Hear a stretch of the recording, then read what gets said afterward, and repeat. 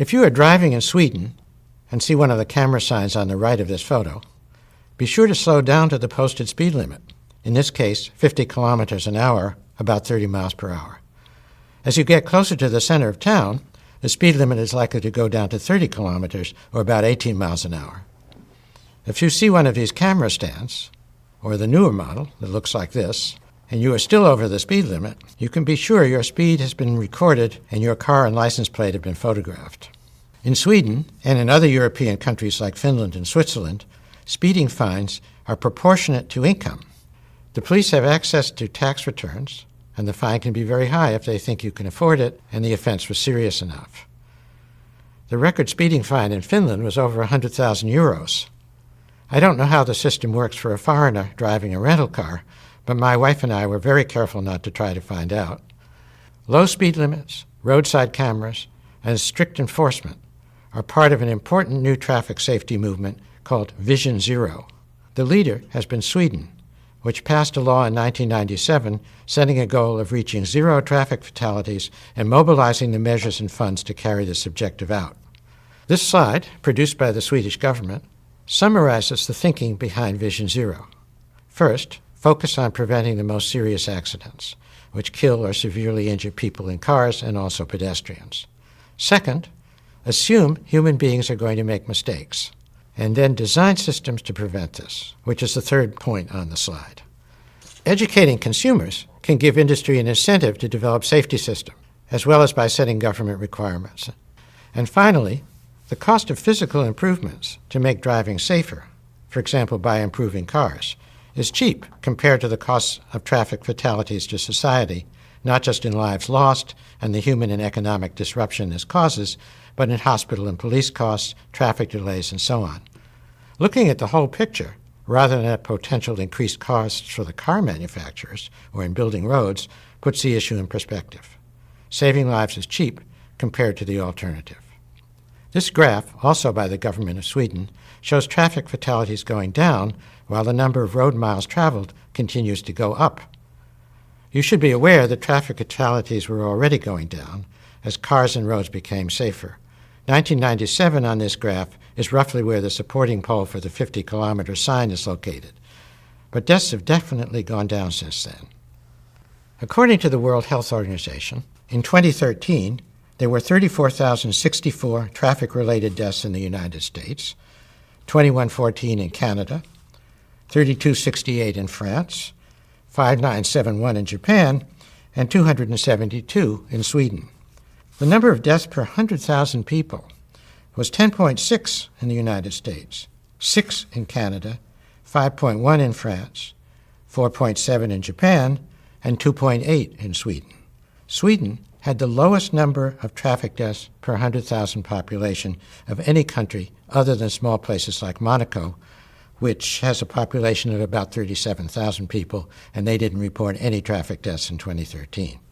Because people do make mistakes, Sweden has made extensive use of steel wire barriers on roads where higher speeds are permitted to prevent drivers from drifting into the oncoming traffic. Cars can also be equipped to warn drivers that they are swerving out of their lane. This graphic is a little confusing. It's meant to show only one car in 3 different positions, not 3 cars. The car at 1 is equipped with a camera, 2, which registers the position of the lane markers. As the driver goes over the lines, 3, a warning sounds and the driver corrects, 4. Another safety feature, which can be incorporated into the design of cars, is a warning system that tells the driver that a car has entered a blind spot where the driver can't see it. If the driver decides to change lanes, there could be a collision. Another automotive safety feature is a warning that your car is too close to the car in front, which can be accompanied by automatic braking if the warning isn't followed up quickly. Cruise control on a highway can also be modified to automatically slow down if the car in front is too close. These mechanical aids are not automatic driving. They are a way of helping human drivers not make mistakes. One of the most important paths to zero traffic fatalities is protecting pedestrians and cyclists. During Mayor Michael Bloomberg's administration, New York City began reconfiguring intersections to make crossing them safer for pedestrians and to make riding a bicycle safer. Here is a typical Upper Manhattan street scene that you would find on 1st or 2nd Avenue. And here is a reconfiguration with many new features. There's a dedicated bus lane, dedicated bicycle lane.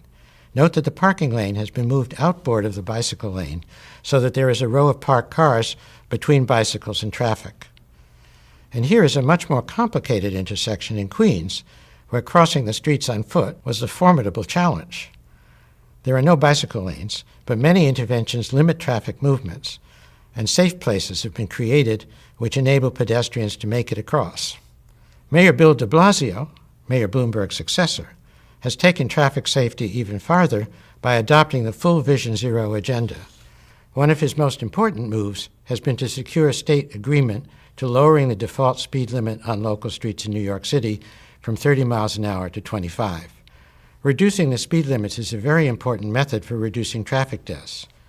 Mayor Fernando Haddad of São Paulo, a city notorious for its dangerous traffic and severe traffic jams, lowered the speed limit on the city's peripheral highway from 90 to 70 kilometers an hour for the express lanes and 60 to 50 kilometers an hour on the local lanes. He also reduced traffic speeds on other major roads to 50 kilometers an hour. There has been a reported drop of 30% in traffic fatalities in the first year of operation over the previous year, and traffic is also moving better at the lower speeds than it did before, when the speed limits were higher. Unfortunately, Mayor Haddad lost his bid for re-election, and his successor has promised to speed traffic up again, regardless of the consequences. However, the Vision Zero agenda is now spreading rapidly through the world. It's widely used in the European Union and has been adopted in many cities in North America, including here in Vancouver, and also in the province of British Columbia. New York City is moving on from restructuring streets with paint to capital projects which create permanent Vision Zero improvements. This is the design for Eastern Parkway in Brooklyn, which was already a green tree-lined street with both a local roadway and through traffic. The big change here has been to widen the center island to make a much larger pedestrian and bicycle pathway. The street loses some of its original charm, but this is a big gain in usefulness for cyclists and pedestrians. Here's a question for you. Are you aware of any Vision Zero type changes in store for your community? If so, how have people reacted to the change? We now move on from pedestrian and auto safety to considering the value of high-speed rail as an alternative to short airplane flights.